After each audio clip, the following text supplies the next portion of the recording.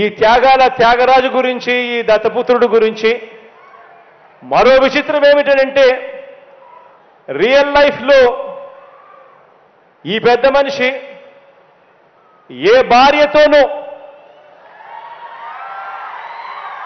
ముచ్చటగా కనీసం 3-4 సంవత్సరాలైనా కూడా కాపురం చేసి ఉండడు.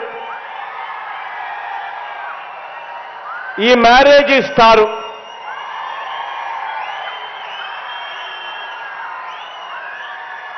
ఆడవాళ్ళను కేవలం ఆట వస్తువులుగా మాత్రమే చూస్తూ పెళ్లి అనే ఒక పవిత్ర వ్యవస్థను, పెళ్లి అనే ఒక పవిత్ర సాంప్రదాయాన్ని మంటగలుపుతూ 4 ఏళ్లకోసారి పెళ్లి చేసుకోవడం, మళ్ళీ విడాకులు ఇచ్చేసేయడం, మళ్ళీ పెళ్లి చేసుకోవడం, మళ్ళీ విడాకులు ఇచ్చేసేయడం,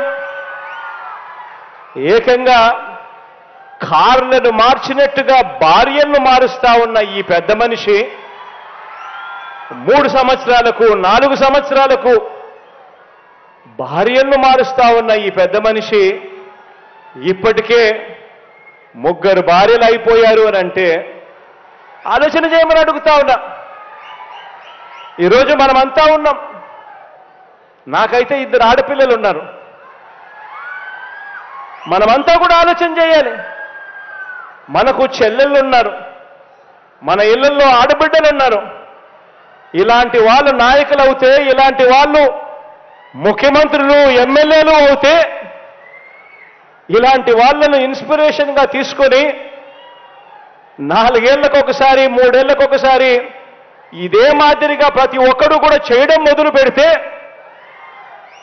నిజంగా మన ఆడబిడ్డల పరిస్థితి ఏమిటి, మన చెల్లెళ్ళ పరిస్థితి ఏమిటి, మన ఆడబిడ్డల పరిస్థితి ఏమిటి?